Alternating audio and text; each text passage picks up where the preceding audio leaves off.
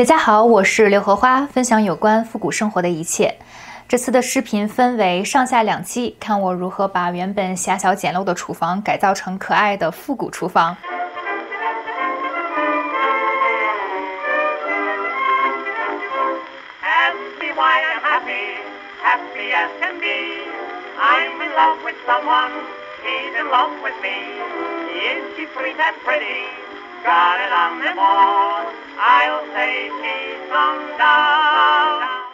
那上期的厨房改造，我们讲了厨房的布局风格，还有几项硬装大工程。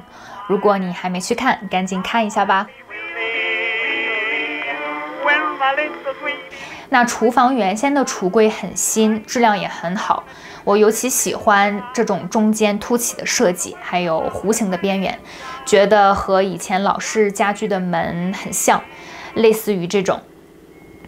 老式家具的门上还经常有花朵的手绘，我觉得很漂亮。所以对于橱柜，我决定整体涂淡绿色。这种淡绿色在50年代复古风格的厨房里面也经常会用到。那中间凸起的部分呢，就涂成乳白色，之后会在上边画上鲜花的图案。刷漆的时候就轻轻带过一下一些边缘，透出下面那种木头的颜色，营造出一种磨旧的感觉。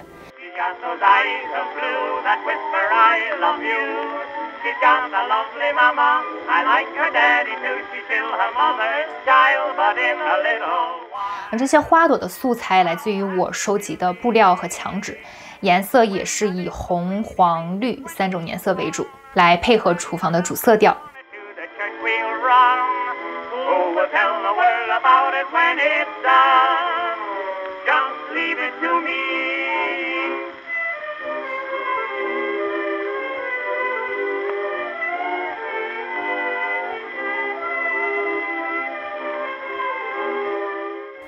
那最后的效果我真的非常的喜欢，就是感觉整个厨房都有了生命力。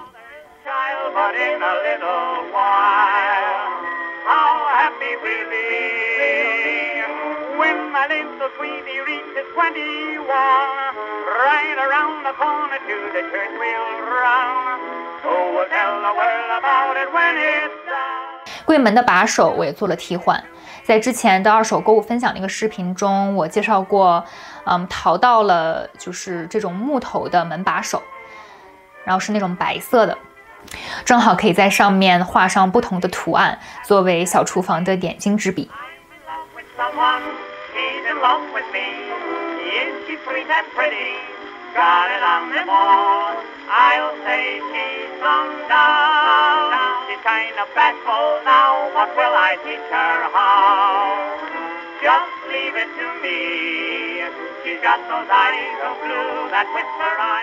上期提到这个小厨房居然有3扇门通往不同的房间，占据了很多墙面和台面的储物空间。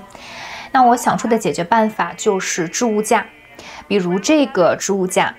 这2扇门之间形成了一个尴尬的夹角，放不了什么东西，还特别浪费空间，所以我在这里安排了一个3角形的边角架。3角形的两边比夹角稍微宽一些也无所谓，因为完全不碍事儿，而且这个空间立刻就利用起来了。平时放一些姜、蒜、米还有谷物之类的，做饭就可以随取随用。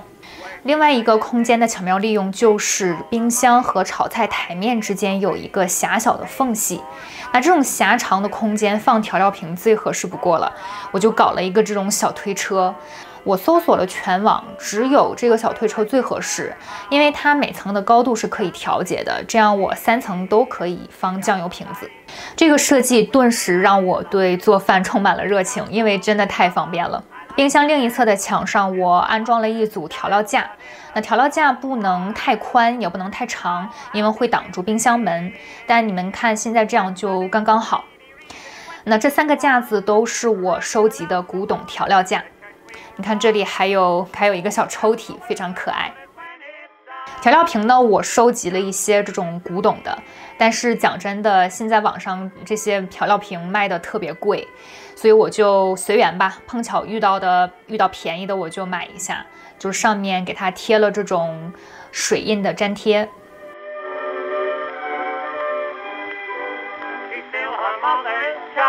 but in a little while, how happy we'll be. 然后最后就显得很整齐、很可爱。整理了调料瓶之后，真的做饭的幸福感直线上升。要用什么调料就随手取，真的是太爽了。厨房立面的墙上，我选择了安装2个这样的置物架来存放一些常用的干货。我觉得这些干货的质感非常的有趣，所以把它们摆出来也可以作为厨房的装饰。而且呢，这样的话就每天都能看到，不至于忘用了。那我从 Etsy 上淘来了这种2次使用的木头，就很田园风。这个架子是需要承载很多重量的，所以必须要安装在墙后面的承重柱上，英文叫 stud。那美国的小伙伴可能知道，新建的房子都是 drywall， 然后 drywall 直接固定在后面的 stud 上。那这种情况下可以用那种 stud finder 来找到 stud 的位置。但我们的房子是建于1928年的，那个时候还没有 drywall， 都是那种平行的木条固定在 stud 上，那个平行的木条叫 lath， 然后在 lath 上面呢再抹上石膏。所以 stud finder 它的原理其实是检测墙后面物体的密度。这种情况下呢，这个 stud finder 就是没有用的。那这里教大家一个小窍门，用绳子拴上强力磁铁，在墙面轻轻的摇摆。如果你发现磁铁被吸过去了，那个地方就是 stud， 因为 stud 和 lath 连接的地方会有钉子。那你找到一个 stud 之后，每个 stud 的间距都是16英寸，由此可以推算出其他 stud 的位置。那找到 stud 之后，费了9牛2虎之力，终于把这个架子装上了。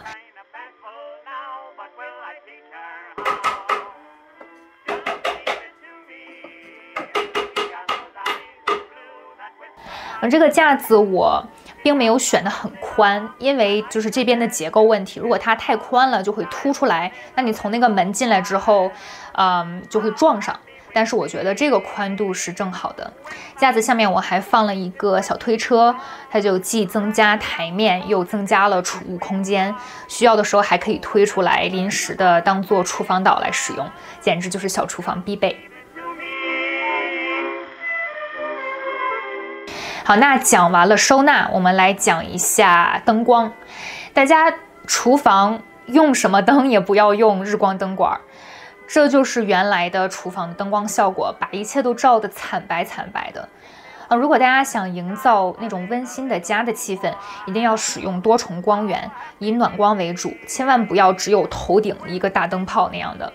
那这里我们用了3重光源，一个是头顶的这个主光源，然后一个是水池上方的一个就是洗碗的时候用的光源，还有一个就是橱柜下方的有一个 LED 灯。那这种3种光源结合起来，不怕看不清，灯光柔和又有层次。主光源的灯是我在 Etsy 上淘的，可以自己组装，然后把原来的日光灯拿下来之后，我们在天花板上留了一个洞，然后就可以把电线按照正负极接起来。这里千万要确保没有电流通过。那我选的灯是有点工业感和复古感结合的这种感觉，灯泡也是这种可以看清里面发光体的 LED 灯。水池上方的吊灯，这个弹起来我是非常的自豪，因为这是我便宜淘的那个年代非常久远的灯。原来的电线和插头看着都非常不安全，感觉就像随时要发生火灾的那种感觉，所以我就买来了电线、开关和插座，重新帮它走线。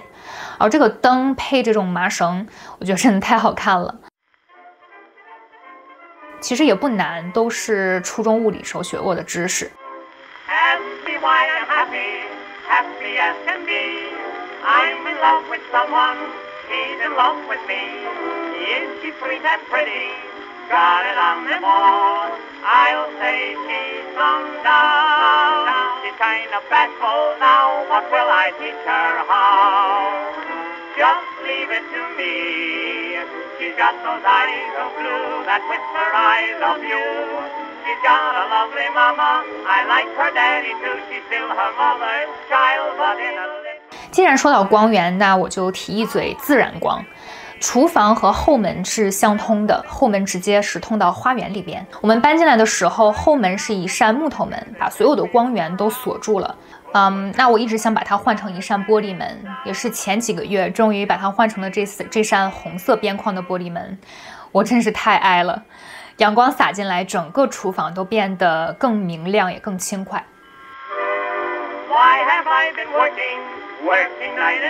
接下来我们来说说厨房的软装、门帘和窗帘。其实我觉得这个话题也很好的体现了我有多强迫症。我之前提到厨房有3扇门，所以加上门帘就有一种空间过渡的感觉。那通往卧室的门帘，我选择了长门帘，可以更好的保护隐私和阻隔气味。那这个门帘也是我在爱奇艺上淘到的，链接也在下方。店主是一位非常心灵手巧的中国姑娘，就非常推荐大家去看看。另外的2扇门，我自己做了3角形的短帘，它是主要起到一个装饰的作用。棋盘格斜搭着，看起来就有一种随性的感觉。那最后的窗帘，我也是下了很大的功夫。其实原本它并不是这样的，那这边也给大家放一个图。但是这个窗帘做好之后呢，我挂上去一看，觉得太田园风了，太厚重了，就是不够可爱。所以我又推翻了之前的设计，做了这种半透明的窗帘。窗帘是以前屋主留下的，但对于厨房窗户来说太大了，所以我把它拆开，改成了合适的大小。另外，我还在窗帘上做了小玫瑰的刺绣，这是我第一次挑战刺绣，在网上找了几个教程，感觉还挺简单的，效果也挺好。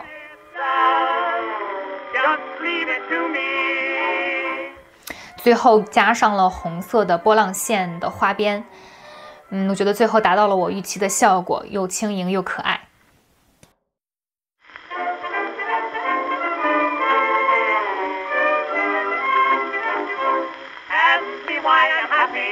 Happy as can be. I'm in love with someone, he's in love with me. Is she sweet and pretty? Got it on them all. I'll say she's come down. She's kind of bashful now, what will I teach her how? Just leave it to me. She's got those eyes of blue that whisper I love you. She's got a lovely mama, I like her daddy too. She's still her mother's child, but in a little while, how happy we'll be when the little sweetie reaches 21. Right around the corner to the church we'll run.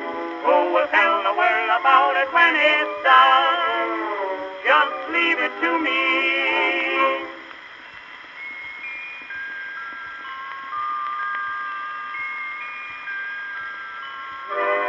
Why have I been working night and day, taking all my money, hiding it away, paying for a cottage, we'll be ready soon for our honeymoon. She's kind of bashful now, but will I teach? 复古厨房的改造花了我无数的心血和1整年的时间，那回看过去真的很值得。现在每天在厨房做饭都是一种享受。如果你也想自己动手打造属于自己的厨房，我也总结了以下几点感想供大家参考。第一就是你要能够忍受不完美。一开始我看了几个装修教程，觉得好像也没有那么难，干就完了。但是结果肯定是和专业的师傅差很远的。比如说墙上钉子留下那些痕迹，天花板上的裂缝，还有像这种瓷砖台面转角的地方等等。如果你对装修的要求是要每一个细节都完美，那就不要 DIY 了。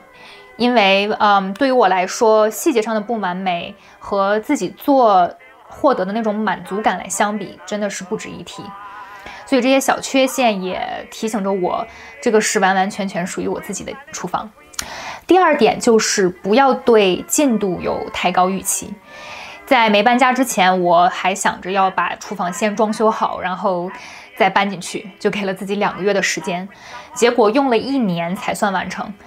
我记得之前看过一个采访，就是自己装修的人，他说你预计你多长时间能够装完，你就把它乘3倍，但到我这里就是10倍都不止。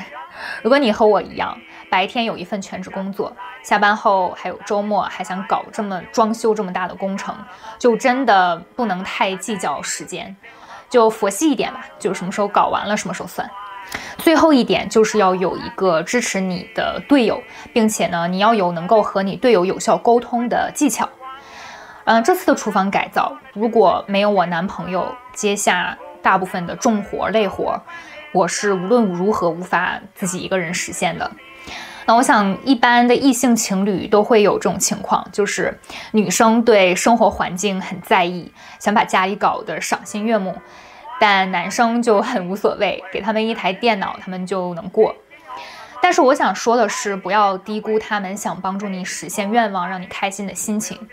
那我都数不过来，在这个项目中我哭过崩溃过多少次，躺在床上起不来的时候都有，但都是男朋友完成了最困难的部分。虽然他们可能表现得很不情愿，但是请不要把这个归结为他们的态度问题，而是要用结果导向的思维来处理这个事情，忍一忍他们的情绪，撒撒娇，表扬一下他们，反正最后能把任务完成就行。如果你非要他们又完成了任务，又态度积极端正主动，那咋啥好事都叫你占了呢？对吧？所以说，调整好心态，采取有效的沟通方式，能够让你避免无谓的情绪内耗，让项目进展得更顺利。好啦，本期视频就到这里了。如果你也想自己动手打造属于自己的空间，希望这期视频能够给你带来一点灵感和动力。家居改造是一个无休止的过程，那以后我也会把我的旅程分享给大家。如果你看得开心，别忘了点赞、评论、关注，这是我的动力。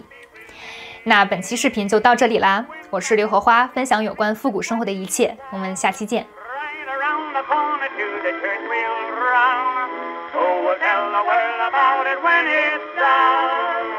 Just leave it to me.